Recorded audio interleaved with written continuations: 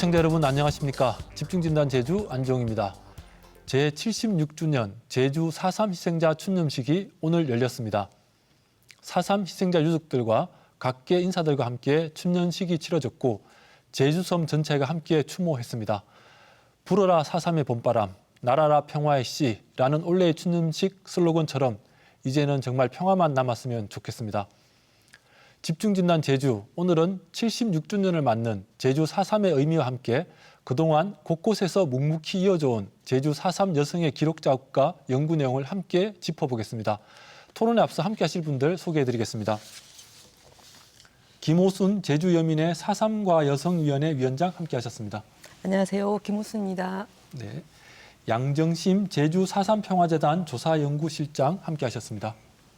안녕하세요. 4.3 평화재단 양정씨입니다. 반갑습니다. 네, 한상희 서귀포 여중 교감 함께 하셨습니다. 네, 반갑습니다. 한상희입니다. 네, 김상혜 연구자 함께 하셨습니다. 안녕하세요. 제주대학교 사회학과에서 공부하고 있습니다. 김상혜라고 합니다. 네, 오늘 그럼 지금부터 제주 4.3에서 여성 기록과 연구의 의미에 대해서 토론을 시작해 보도록 하겠습니다.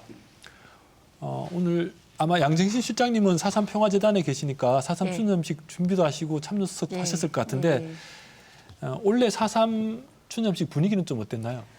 저는 이제 추념식 TF팀의 일원이었는데요. 사실은 저희는 어제부터 계속 날씨 걱정을 하고 있었습니다. 그래서 이juk 회장님을 비롯해서 이죽회 분들과 저희 재단 관계자 그리고 우리 도 관계자분들이 모두 날씨 걱정만 하면서 기도를 합시다. 네. 다행히 많은 유족분들이 염원 속에서 추념식 할 때 날씨가 괜찮아서 저희는 그것만이라도 지금 다행으로 생각하고 있습니다. 저도 날씨 때문에 걱정을 많이 했었는데 다행히 추념식 할 기간 동안은 또 비가 안 내렸다고. 네, 이게 하늘이 도운 날씨가 아닌가 싶은데. 영령님들이 도움이라 생각하고 있습니다. 네. 올해 76주년인데 개인적으로는 좀 어떤 의미를 갖고 있는지 올해 4.3이.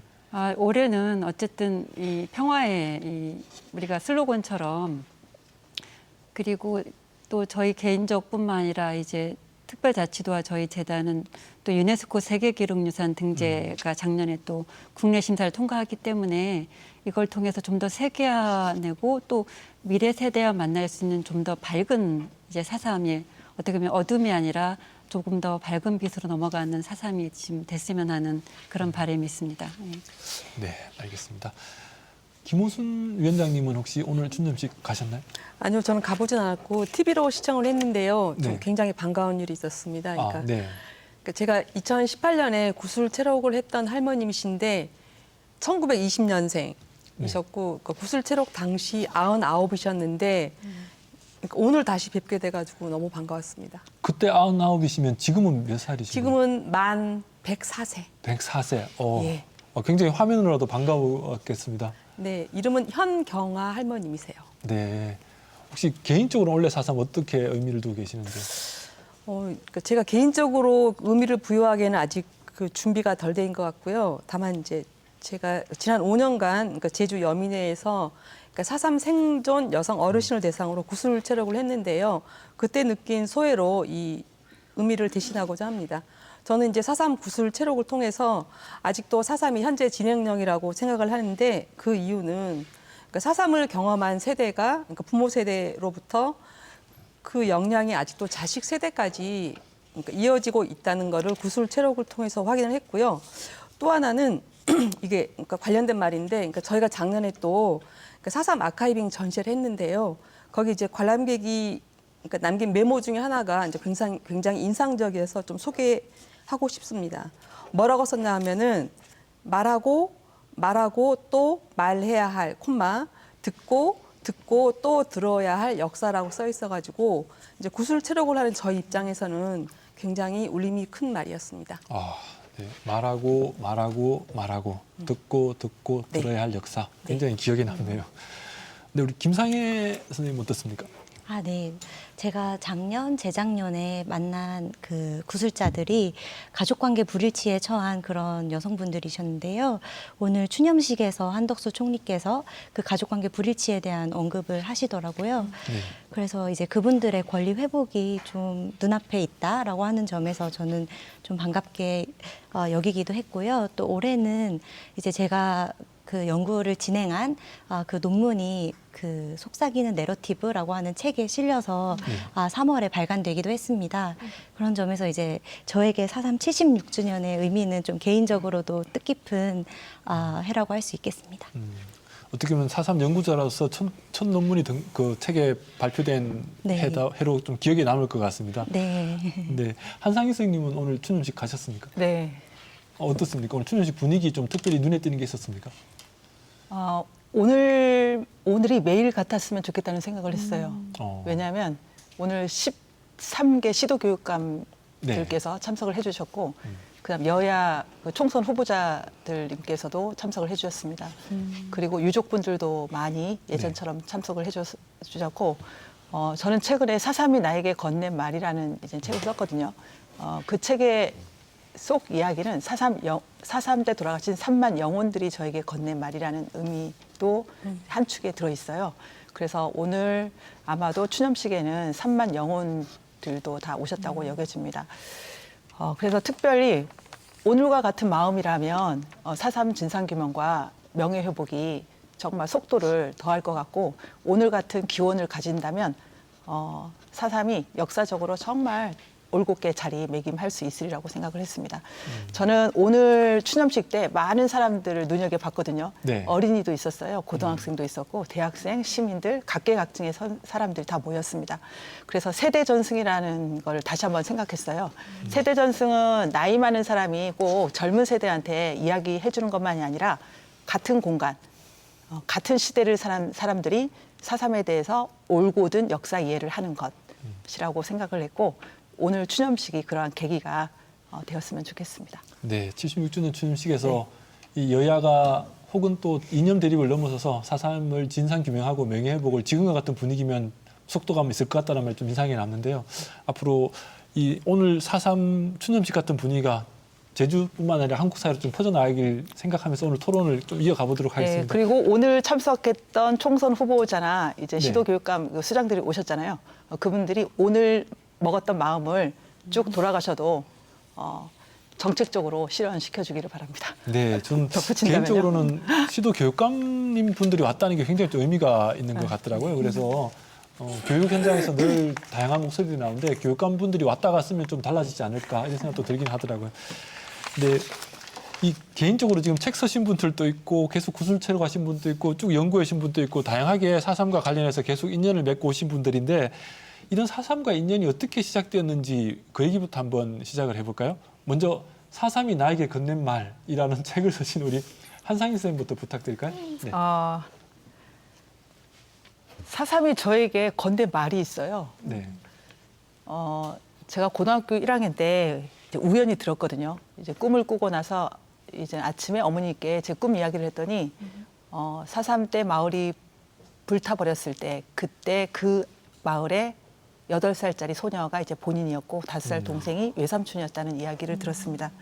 8살 꼬마가 그 마을이 불탄 그 날부터 아버지를 평생 볼 수 없었다는 이야기를 제가 고등학교 1학년 때 듣고는 학교를 가면서 얼마나 울었는지 몰라요. 왜냐하면 그날부터 어머니는 저에게 어머니이자 8살 소녀로 멈춰버렸거든요. 그래서 네. 제가 학교 가면서 먹은 결심이 있어요. 8살 소녀가 겪었던 큰 슬픔에 먼지 한 톨만큼이라도 슬픔을 보태는 일은 평생 하지 말자. 그리고 그것은 굉장히 쉬웠어요. 왜냐하면 그때 너무나도 이제 공감하고 다짐을 스스로 했기 때문에. 그래서 저는 고등학교 1학년 때 그 꿈을 꾼 이후로부터 어머니께 한 번도 되들어 본 적이 없고, 그리고 거기에서부터 4.3과의 인연은 시작이 되고, 어머니에 대한 어떤 가족사가 냉전과 분단의 현대사회와 어떻게 연결되는 지점을 제가 알고 나서부터는 저희 어머니뿐만 아니라 길을 걷다가도 이제 80대, 90대 할머니, 할아버지가 보이면 자동적으로 계산이 나오더라고요. 4.3 때 10살, 4.3 때 10살 미만 그 꼬마가 어떻게 인생의 회복을 할 수 있었을까. 그래서 4.3이 나에게 건넨 말을 썼거든요. 네. 4.3 때 돌아가신 3만 영혼들이 건넨 말. 4.3 때 홀로 살아남은 어린아이들이 제게 건넨 말. 4.3 때 불타버린 산천 초목이 다시 푸르른 숲을 이루고 나서 저에게 건넨 말.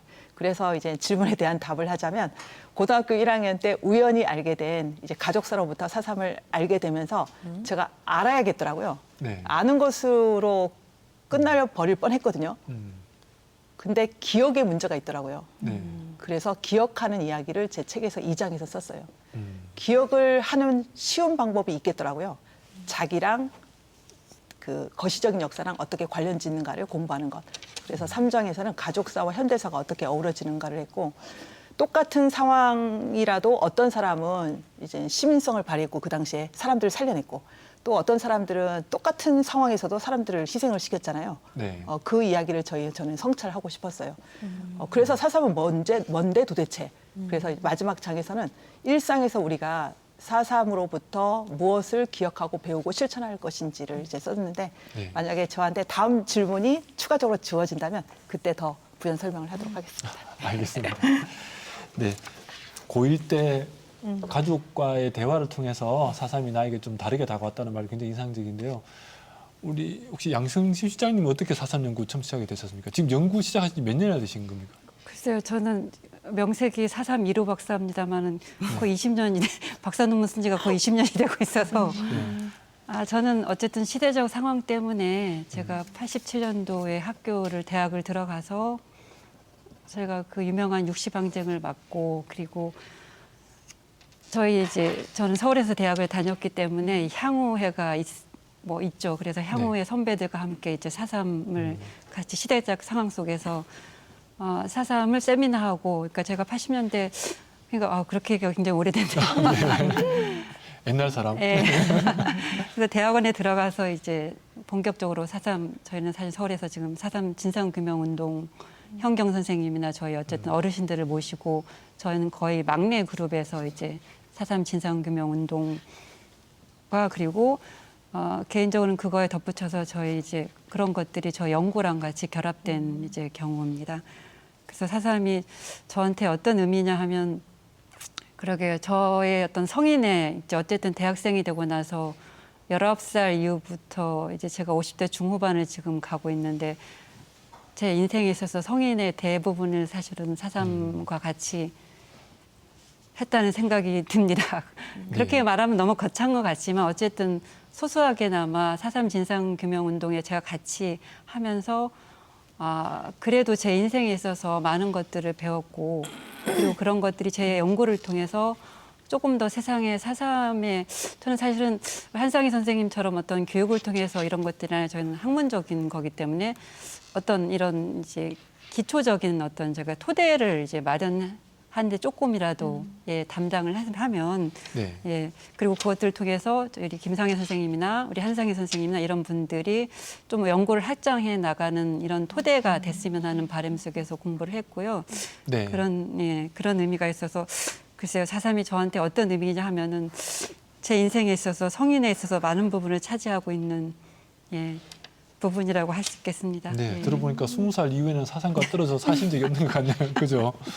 네. 시대적인 어떤 소명을 실천하다 보니까 자연스럽게 연구까지 이어졌다, 이런 말씀이신 것 같은데요. 우리 김호순 위원장님은 어떻게 구술 체력을 지금 5년, 6년째 하고 계시다고? 네. 네.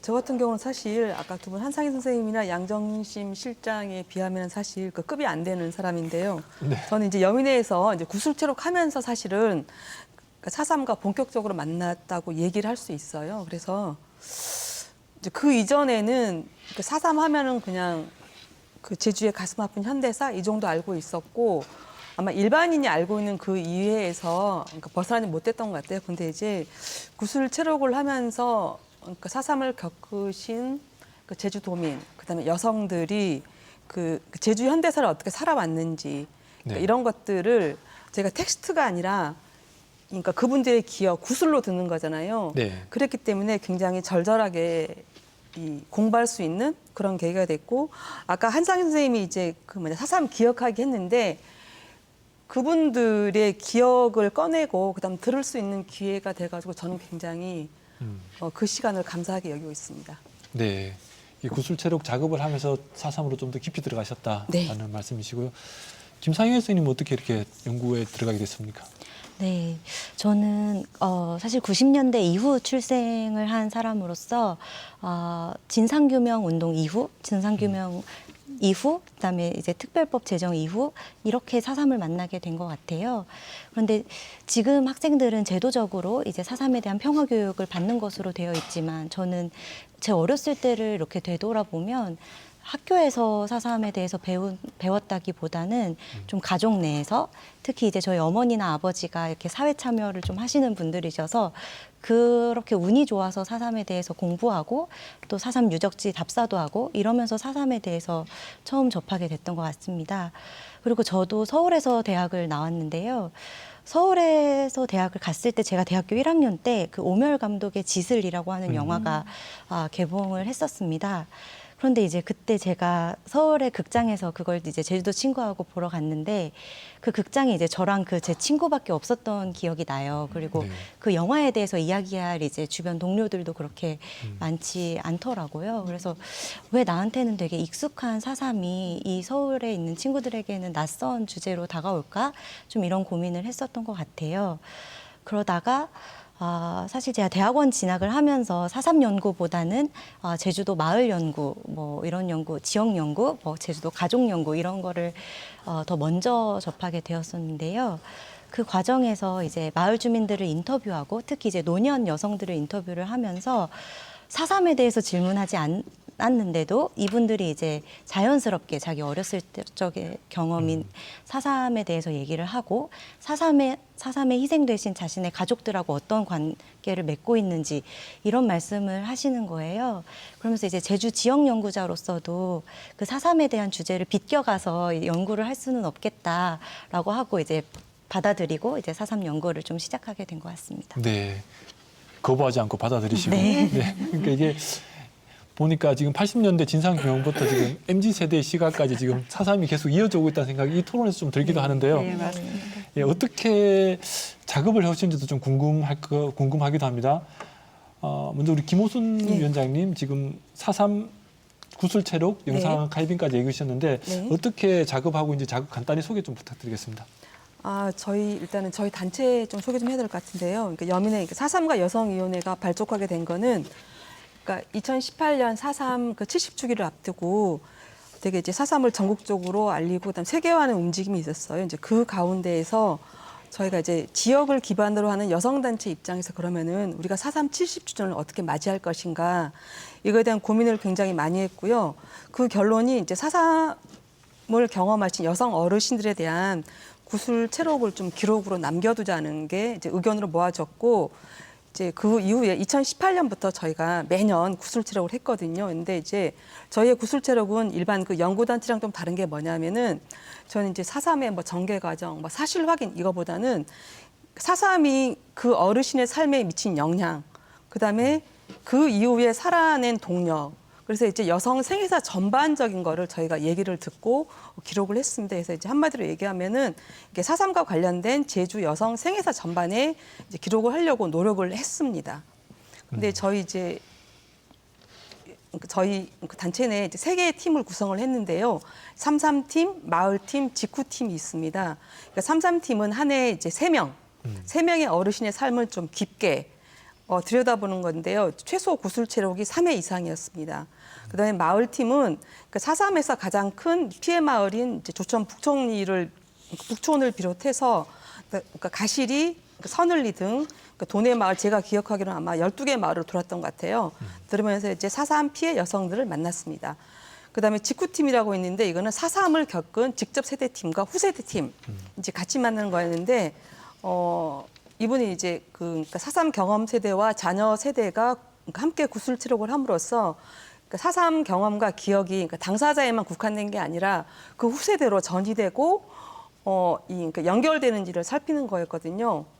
그다음에 저희가 이제 조금만 더 소개할게요. 이제 5년간 구술 체록한 대상자가 총 73명입니다. 그리고 구술 체록 횟수는 134회. 그러니까 가장 짧게는 1회에서 제가 기억하기로는 한 분은 5회까지 만난 기억이 있고요. 그다음에 저희 이제 구술 체록 관련해서는 매년 이제 구술 체록집을 내고 그다음 결과 공유회를 열었고 그러니까 작년 같은 경우는 저희가 5년간 구술 체록 현황 중에서 21분을 골라서 그 영상 아카이빙 전시를 가졌어요. 근데 그 이름이 제주 여성 콤마 4.3의 기억.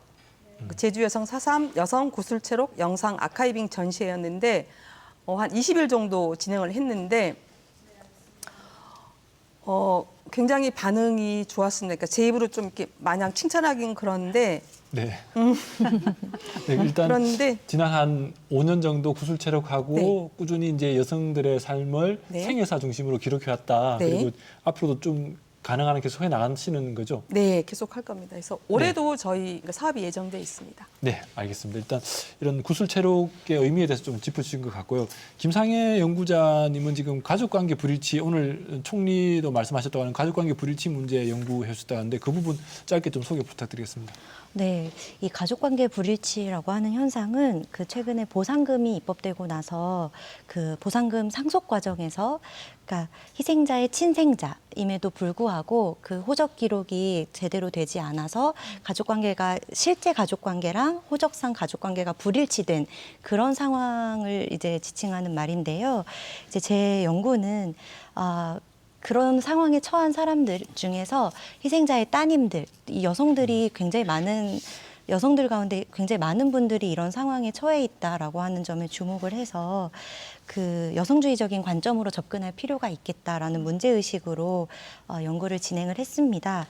그래서 만약에 딸이라는 이유로 출생신고와 호적 기록에 문제가 있었던 거라면 그 이유는 무엇일까? 그리고 희생자의 딸들이 4.3 이후에 어떻게 살아왔을까? 이 희생자 따님들의 삶과 그 가족 경험 이런 것들은 어떤 것일까? 좀 이런 질문을 중심으로 연구를 진행을 했습니다. 네. 연구 결과를 좀 간단히 말씀드리자면 그 가족관계 불일치 현상은 그 아들이 아버지의 대를 잇는다라고 하는 그런 관념에 의해서 좀 발생하게 되었다라고 볼 수 있겠는데요. 왜냐하면 우리가 익숙하게 알고 있는 출가 외인이라는 말이 있잖아요. 그러니까 딸들은 결혼하면 원가족의 가족 성원이기보다는 결혼한 시집간 그 남편의 가족 성원이 된다라고 하는 것이 되게 우리 그 관념에 익숙하기 때문에 그 호적 기록에 그렇게 큰 신경을 쓰지 못하신 거예요. 그래서 이제 저는 가족관계 불일치 현상을 제대로 이해하기 위해서라면 한국 사회나 제주 사회의 그 부계혈통 중심주의 이런 것에 대한 문제의식을 갖고 따님들이 말씀하는 그 4.3의 이야기 이런 것에 좀 주목을 할 필요가 있겠다라고 이제 그 논문에서 결론으로 제안을 하고 있습니다. 지금 가부장적 사회가 가졌던 구조가 문제였다 이런 말씀이신 네, 맞습니다. 거죠? 네, 알겠습니다. 그걸 또 연구해서 들어보니까 조금 다르게 들리는 것 같습니다. 네, 한상희 선생님은 앞서서 8살 아이 이야기 해주셨는데 여기에서 이런 뭐 저술 작업들까지 쭉 이어지는 얘기들 조금만 더 붙여주시겠습니까? 네. 그거에 보태기 전에 아까 우리 선생님께서 말씀하신 부분에 약간 좀 의견을 좀 네. 이제 보태고 싶습니다. 이 4.3으로 호적 불일치로 이제 피해를 이제 받은 이제 사람들이 많았잖아요. 그런데 이제 특별법에는 그 절차를 대법원 규칙에 이임을 하고 있는데 대법원 규칙은 그 희생자로 국한을 시키다 보니 사실은 그 호적 불일치로 진짜 피해를 보는 사람들은 유족인 거잖아요. 그래서 특별법이 개정이 됐고 대법원 규칙도 이제 개정이 됐고 지금은 이제 시행령은 개정이 지금 진행 중인 것에 있잖아요. 그래서 이런 이제 이슈에 대해서 시행령이 그 하루속히 잘 개정이 돼서 유족들이 호적 불일치로 인한 어떤 피해 같은 것들이 빨리 복구되기를 이제 바라는 마음입니다. 선생님께서 저한테 질문해 주신 이야기 아까 네. 조금 더 네네. 짧게. 네. 그 제 연구 저서에 관한 네네네. 이야기인가요? 어떻게 작업해 예. 오셨는지. 네. 제가 고등학교 1학년 때 4.3을 우연히 알고 이제 87년 6월 민주항쟁 때부터 이제 4.3 진상규명이 시작이 되고 제주에서도 그런 움직임이 시작이 됩니다. 그리고 90년대부터는 4.3은 이제 말한다라는 신문 연재가 되고 그렇게 읽고 공부를 하고 유족분들 만나서 물어봐도 이제 답이 잘 안 나오더라고요. 그리고 2003년에 진상조사 보고서가 나오고 나서야 이제 4.3의 어떤 맥락이 이제 이해가 됐죠. 그래서 2003년쯤이면 이제 4.3 진상조사 보고서에 의해서 4.3이 이해가 되니까 이제는 다 이해가 됐다라고 할 텐데 어느 날 제 방에 좁은 창문을 열었거든요. 근데 어제 그 동시간대에 움직이는 분들이 계셔요. 우리 동네에. 어떤 할머니, 어떤 청년, 어떤 학생. 그리고 제 집, 우리 집에서 한라산도 보이고 오름도 보이거든요. 근데 어제하고 풍경이 다르게 느껴지는 거예요. 진상조사 보고서를 곧 읽어서 그런지. 그때 저한테 찾아온 질문이 요거였어요. 저 할머니는 4.3 때 10살인데 어떻게 다시 인생의 회복을 할 수 있었을까? 저 청년은 또 누구의 자손일까? 한라산과 오름은 그때 폐허가 됐는데 어떻게 복구됐을까? 그때부터 4.3은 하나의 사건이 아니구나. 이거는 3만 명이 희생이 됐으니 많은 사람들의 이야기여야 된다라는 그런 생각이 들어서 4.3을 이해하는 거에서부터 이해하는 것까지만 멈춰서는 안 된다는 생각이 들었어요. 그러면 4.3을 어떻게 기억할까가 문제잖아요. 그래서 기억하는 방법은 제가 제 책에서는 3가지로 이제 한번 써봤습니다. 하나는 4.3은 하나의 사건이라고 할 때는 거기에 묻혀지는 사람들, 들려지지 않는 목소리들이 있잖아요. 그래서 4.3은 3만 개의 사건이다라고 이제 이야기를 하면서 현경 작가님이 하신 소설 순이 삼촌의 이제 마지막 이야기를 곁들였습니다. 네. 그리고 두 번째는 4.3 때 노약자의 희생 비율이 30%가 이제 넘다 보니 우리가 4.3을 기억할 때는 어린이와 노인들 포함해서 우리 사회의 약자들이 누군지를 늘 들여다봐야 된다는 이야기를 4.3 이야기를 통해서 이제 하고자 했습니다. 네. 그리고 세 번째는 4.3 때 초토화 작전과 그 예비검속 등 일련의 어떤 그런 포괄적인 그 광풍의 과정에서도 불구하고 제주 공동체가 어떻게 유지될 수 있었을까에 대한 그런 힘을 좀 찾고자 했습니다. 그래서 사람들이 4.3을 3만 개의 사건으로 기억을 하고 그리고 4.3 때 소외된 사람들의 이야기에 귀를 기울이고 그리고 광풍이 불어닥침에도 불구하고 공동체를 유지시켰던 그 힘을 기억을 한다면 4.3은 후체험자들도 기억을 할 수 있는 문제가 되겠다라고 이제 생각을 했습니다. 그리고 이제 세 번째는 저는 이제 4.3을 우리 지역사만이 아니라 분단과 냉전의 현대사로 계속 이야기를 하고 싶었거든요. 네.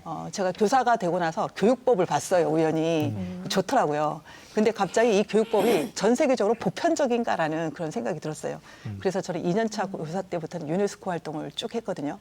그래서 뭐 최근에도 4.3을 통한 세계시민교육 뭐 이런 쪽에 뭐 학술 논문을 쓰기도 했고 계속 4.3을 통해서 시민성을 확장하는 제 책에서는 그걸 선의 시민성이라고 이야기를 했거든요. 네. 타인의 입장에서 생각하고 판단하고 행동했던 사람들의 이야기를 발굴을 했고 후손으로서 그런 이야기에 귀 기울이고 우리도 우리의 현안 문제를 그런 의식으로 이제 해결을 한다면 굉장히 4.3을 이제 기억하는 데 도움이 될 것 같았습니다. 그래서 제 책에서는 4.3을 일상화하고 기억하는 방법을 타인의 입장에서 생각하고 행동하는 힘, 그것을 선의 시민성이라고 악의 평범성에 대응하는 용어로 이제 표현을 했고, 네. 그리고 회복에 중점을 두는 회복적 정의의 네. 이야기에 좀 방점을 좀 담았습니다. 네, 알겠습니다. 지금 말씀하신 것처럼 어떻게 보면은 소외된 사람들, 소외된 이들에 대한 목소리에 귀를 기울인 것, 어떻게 보면 이번 총선에서도 좀 들리지 않는 목소리들이 계속 안 들리는 것 같은 안타까움이 좀 있었는데 4.3을 이어간다는 것이 어떻게 보면 우리 사회에 좀 사라지거나 들리기 힘든 목소리들을 들리게 하는 일이 4.3을 이어가는 것이 아닌가 이런 생각도 좀 해보게 되는데요. 양진실 실장님 이게 조금 4.3 쭉 지금 20대 이후로 쭉 연구해 주실 입장에서 4.3 여성 연구의 흐름을 좀 지금까지 쭉 나온 얘기들을 한번 좀 정리를 간단히 부탁드릴까요? 제가 네. 이 여성사를 연구한 사람은 아니어서 제가 네. 말씀드리니까 어쩔지 싶습니다만은 사실은 그 4.3과 여성 오늘 주제가 4.3과 여성이다 보니 네. 오기 전에 생각을 해봤는데, 그러니까 제가 사실은 이 여성 인류학적인 측면에서의 어떤 여성 연구는 굉장히 훌륭한 이제 연구들이 있습니다. 김성래 선생님을 비롯해서 네. 인류학적인 측면에서의 연구 그리고 사회학에서도 일부 있긴 하지만 4.3과 여성이라고 했을 때 그 연구들을 제외하고는 이제 최근에 이제 신진 연구자들 우리 김상혜 선생님도 지금 하고 있지만 신진 연구자들이 있는 형편이라고 저는 보고 있습니다. 그래서 4.3과 여성이 사실은 그 증언집들은 굉장히 많이 나와 있고 그리고 지금 여민에서도 지금 사실은 물론 이제 기존의 어떤 이 증언 이제 들으신 분들에 비하면 훨씬 늦은 이제 시작이긴 했지만 그리고 여성이라고 한정해서 지금 증언 촬영을 계속 하고 있고, 네. 근데 이게 이런 것들이 이제 생애사적인 연구나 혹은 4.3과 여성의 어떤 여성사적인 시각 혹은 뭐 여성주의를 모두 포함해서 4.3과 여성이라는 연구로 나가는 건 아직 조금은 미흡하다고 생각을 하고 있습니다. 그러니까 우리가 증언 조사와 그리고 최근에 이제 4.3 연구소에서 4.3과 여성 시리즈를 계속 내고 있잖아요. 네. 그것도 사실은 그 4.3과 여성이라는 이름을 붙이고 있지만 이게 어떤 연구라고 보기에는 이제 힘든 부분이 있죠. 여성들의 어떤 생애사를 지금 모아서 이제 증언 체력을 한 이제 체력집인 형태로 나오고 있기 때문에 근데 이런 것들이 기본이 돼서 토대가 돼서 좀 4.3과 여성이라는 어떤 큰 주제 속에서의 연구로 조금 더 좋은 연구로 그리고 어쨌든 이게 이제 계속 비슷한 얘기긴 하지만 저희가 연구 성과를 쌓아야만 이게 미래 세대에 나갈 수 있는 아까 한상희 선생님이 얘기했던 이런 부분도 나올 수 있는 거거든요. 네. 그리고 그런 한상희 선생님의 연구는 사실은 저희 연구의 거의 기본들인 거죠. 근데 이런 것들을 대중적으로 쉽게 풀어 쓸 수 있는 이런 연구가 또 나오는 거고 그렇기 때문에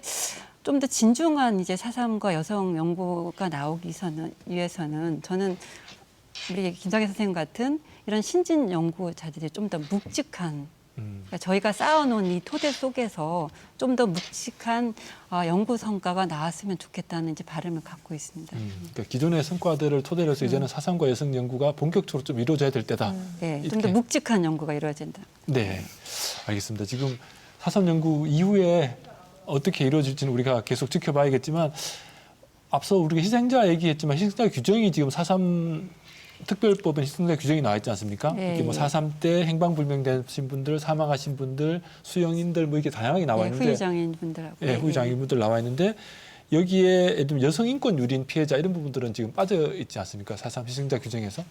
그러니까 이게 우리는 그러니까 아까도 제가 했던 묵직한 4.3 연구를 제가 이제 말씀드리는 거는 인권 유린은 누구나 당했습니다. 네네. 남성들도 많이 당했고요. 그리고 호적 분리치도 남성들도 이제 꽤 있습니다. 사실은 이게 여성에만 한정된 게 아니기 때문에 네네. 그렇기 때문에 이런 왜 여성을 다루어야 하는가를 얘기하기 위해서는 좀 더 묵직한 연구가 계속 필요하다고 얘기하는 부분들이 아까 남성도 인권 유린을 당했고 여성이 인권 유린을 당했다고 해서 다로 분리될 수 있는 부분이 아니거든요. 네. 물론 이제 여성에 있어서 이제 성폭력 경험이나 이런 것들을 직접적으로 이제 구술하기는 힘든 부분이 있죠. 그래서 네. 저희가 직접적으로 그러니까 뭐, 예를 들면 뭐 강제 결혼이라든지 성폭행이라든지 이런 부분들이 특별법에서 여성 인권 유린이라는 부분들이 들어가 있으면 정언하거나 뒤에 좀 기록이 남기도 좋았을 것인데 이런 부분들이 빠져 있기 때문에 어떻게 보면은 정언하기에도 좀 힘들지 않았을까 이런 얘기들도 있더라고요. 그렇죠. 그리고 근데 그런 걸 또 사실 법적인 이제 체계로 가져가는 게 쉽지 않은 부분이 또 있겠죠. 왜냐하면 어쨌든 우리는 지금 제도권에서는 지금 사실 희생자로 이제 우리가 특별법상에서 하기 위해서는 법적인 이 제도권에서의 풀어나가는 방식이 또 있기 때문에 사실은 그런 부분들이 쉽지 않지만 그게 또 학문적 영역에서 다루는 부분도 이제 그런 증언들은 사실은 많지는 않기 때문에 왜냐하면 말할 수 없는 부분들이 또 분명 존재하기 때문에 그게 쉽지 않은 부분이긴 합니다만은 어쨌든 우리가 연구라는 것들이 쉽지 않은 부분에서도 시작이 되는 거기 때문에 저는 어떤 4.3과 여성이라는 부분에 있어서 그런 것들을 좀 더 묵직하게 담을 수 있는 연구가 계속 필요하다고 해서 말씀드리는 거예요. 네, 4.3 연구의 필요성부터 다시 짚어보자 이런 말씀이신 것 같은데요. 우리 한상희 선생님 실제로 이렇게 글을 쓰면서 또 인터뷰도 해보고 만나보시면서 지금 어떻게 보면 10살인 아이들을 보면서 8살인 엄마를 떠올렸다고 하셨잖아요. 만나보면서 좀 어떤 생각들 드셨는지 좀 궁금하기도 한데요. 그 2019년도에 4.3 피해자 회복 탄력성 연구를 진행한 적이 있었는데 네. 그때 그 연구 대상자들은 4.3 때 한 명이 희생된 것이 아니라 여러 명의 이제 가족들이 희생이 돼서 홀로 남은 이제 사람들을 중심으로 증언 체록을 한 적이 있었는데 그때 인상적이었던 그 유족 분이 계셨거든요. 네. 이제 그 언론에도 공개됐기 때문에 이제 이름을 공개해도 될 것 같습니다. 김순녀 선생님이신데 이분은 그 토벌대가 마을에 들이닥칠 때 이제 어머니 등에 이제 보자기에 이렇게 엎여 있었어요. 근데 토벌대가 쏜 총에 이제 그 보자기를 뚫고 다리에 총알이 관통을 했거든요. 그래서 평생 장애로 살았던 거죠. 여성이면서도 장애를 갖고 산다는 것은 이중 삼중의 어떤 고통을 이제 네. 말하잖아요. 그것으로 인해서 그 장애 여성이 겪었을 많은 사연들이 또 굳이 말씀 안 드려도 이제 아실 수 있을 거예요. 그런데 이제 뒤늦게나마 이제 본인 그 되게 좋은 분을 만나서 지금은 잘 지내고 있고 최근에 이제 그 후유 장애인으로서 터무니없이 적은 금액이긴 하지만 그때 그 피해에 비해서라면 지금 이제 배상은 터무니없는 보상이긴 하지만 이제 보상을 지금 받았고 대승적 차원에서 적은 금액을 보상으로 받아들였고 이분도 이제 받게 되었습니다. 제가 김순녀 이제 선생님의 사연만을 지금 자리에서는 소개를 하지만 이러한 여성이면서도 후유 장애의 삶을 사는 사람들이 어쨌든 많은 위로를 받기를 원하고 그러한 또 정책들이 그러한 또 연구들이 진행이 됐으면 좋겠습니다. 네, 특히 좀 이중 삼중의 차별과 고통 속에 살아올 수밖에 없었던 그들의 목소리를 새롭게 좀 이렇게 조명할 필요가 있다 이런 말씀이신데요. 우리 김호순 위원장님은 실제 구술 체력 이렇게 들어보시니까 어떻게 보면은 이게 여성들이기 때문에 좀 4.3을 다르게 이해하거나 이런 부분들이 있었는지 좀 궁금한데요. 네. 아까 이제 양정심 실장님께서도 이제 많이 걱정하시는 부분이기도 한데 사실 그러니까 여성들이 4.3을 어떻게 기억하고 있는가 이 부분은 사실 이렇게 성별 따라 가지고 이 정리하기 참 어려운 부분이었어요. 대신 저는 그러니까 대부분의 만난 어르신들 뭐라고 했냐면은 4.3을 시국이 경해보니까 그 얘기를 굉장히 많이 하셨거든요. 근데 시국이란 말이 저희도 지금도 쓰긴 쓰는데 하여튼 그 어르신들의 얘기는 그냥 4.3이 시국이에요. 근데 이제 이 관련해가지고 이렇게 4.3 관련 기록 제가 이제 워딩 몇 가지를 가지고 왔는데 집이 불타고 어떻게 고생해서 살았는지 모르겠고 다시 그렇게 살라고 하면은 난 약 먹고 죽겠다. 이렇게 4.3을 기억하셨고 또 어떤 분은 이제 여기에 있으면은 고사리 거림이 되고 그다음 함덕으로 내려가면은 총 맞아서 죽을 거. 또 한 분은 4.3 때 남편이 죽어서 재혼을 했는데 그게 평생 약점이 돼가지고 남편한테 큰 소리 한번 치지 못하고 살았다. 이렇게 말씀을 하시거든요. 그래서 여성이라고 해가지고 4.3의 기억이 특별한가 이거는 아닌 것 같고요. 다들 보면은 정말 기억하고 싶지 않은 역사라고 말씀하신 게 저는 맞다고 생각을 해요. 그러니까 제가 다른 분, 한덕리 할머니 사례를 좀 얘기하고 싶은데 이분도 그 얘기를 하셨어요. 그때로 돌아가면은 나 바닷물에 빠져가 죽어불죠. 아니면은 약 먹고 죽어버리겠다. 다시는 그 일을 겪고 싶지 않다. 근데 실제로 이 할머니는 뭐냐면은 4.3 때 이 무장대 연락책으로 활동했던 굉장히 총명하신 할머니세요. 근데 이제 그 얘기를 하시고 이제 이것 때문에 또 칠성통에 있는 서부 청년단에 끌려가서 고문을 당하기도 하신 분인데 이 할머니한테는 어쨌든 4.3은 다시는 생각하고 싶지 않은 세월. 그러니까 그때 뭐 세월이 굳어서 그런 게 아니라 어쨌거나 정말 생각하고 싶지 않다고 말씀하셨고 또 하나 이분 좀 특이했던 게 뭐냐면은 그러니까 본인이 겪어보니까 이 무장대에 그러니까 연락책을 했음에도 불구하고 4.3 때는 다 양쪽을 봐야 살 수 있던 세상이다. 산 쪽도 보고 그다음 아래도 보고. 이분 워딩은 산의 일은 산의 일도 그다음에 여기 일은 여기 일대로 봐야 됐다. 그래서 자기가 생각하기에는 다 그분들이 다 피쟁이다. 네. 근데 이 피쟁이 대상이 산 사람도 피쟁이고 군인들도 피쟁이고 순경들도 피쟁이다. 이렇게 4.3을 기억하고 계세요. 네. 굉장히 그러니까 좀 기억하고 싶지 않은 네. 시간들, 다시는 살고 싶지 않은 시간들, 네, 네. 또 여성이기 때문에 뒤에 살아오면서 더 많은 차별을 겪을 수밖에 없다 이런 말씀까지 좀 네, 이어지는 것 같은데요. 네. 여기서 조금 이제 구체적인 얘기로 다시 조금 돌아와서 아까 김상혜 선생님은 가족관계 불일치 문제 연구하셨다고 하는데 이게 좀 어떻게 앞으로 풀어나가야 될지 이 부분도 잠깐 짧게 좀 짚어주실까요? 네. 네. 제가 만나뵀던 여성들은 이제 그 선생님들께서 만나뵈었던 분들보다 세대가 한 세대 미친 것 같아요. 그러니까 희생자의 아내나 이런 분들이 아니라 희생자의 따님분들, 자녀분들? 네, 자녀분들이신데요. 이분들은 당시에 아주 어렸기 때문에 4.3이 뭐다. 4.3 때 무슨 일이 있었다. 아버지가 어떻게 돌아가셨다. 이런 기억들을 전혀 갖고 계시지 않았고 사실은 평생 동안 아버지의 부재 속에서 이 아버지의 부재를 만든 것이 4.3이다. 이런 식으로 이제 4.3을 기억을 하고 계셨는데요. 사실 이제 가족관계 불일치 문제는 보상금을 상속받을 권리에서 이제 배제되는 그런 문제이기도 한데 사실 이런 문제는 이 딱 하나의 문제만 국한된 게 아니라 사실은 그 재산 상속권 이런 것에서도 이 따님분들이 굉장히 배제되어 왔고 물론 이제 호적에 등록될 권리 이런 것에서도 배제되어 왔지만 뭐 교육권, 그다음에 아버지의 돌봄의 부재 이런 측면에서도 굉장히 주목을 할 필요가 있는 문제입니다.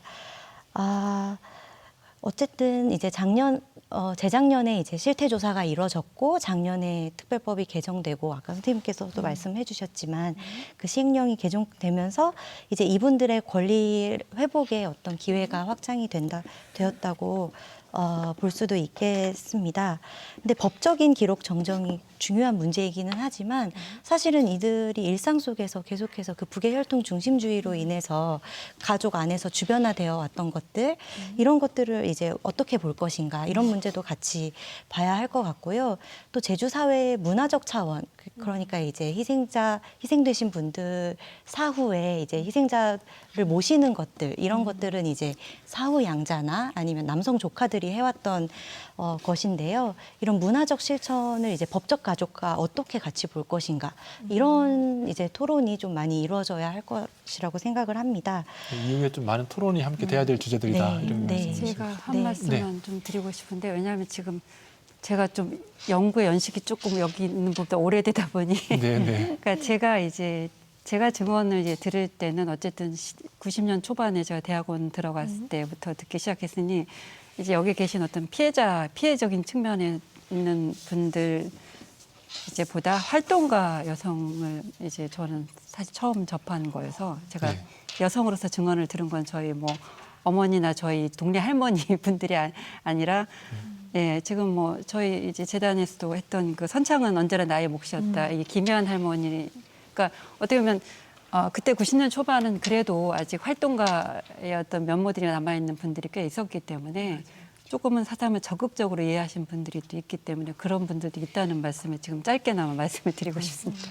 네, 알겠습니다. 네. 이 토론하다 보니까 조금 정리를 해야 될 것 같은데 예, 예. 우리 끝으로 한상희 선생님, 우리 양재준 실장님 계속 말씀하신 게 4.3에서 여성 연구의 필요성이 뭐냐 이런 얘기를 많이 하셨는데 짧게 그 말씀 듣고 토론을 마무리하도록 그렇게 하겠습니다. 네. 4.3 때 피해를 받은 건 이제 남성도 받고 여성도 받았잖아요.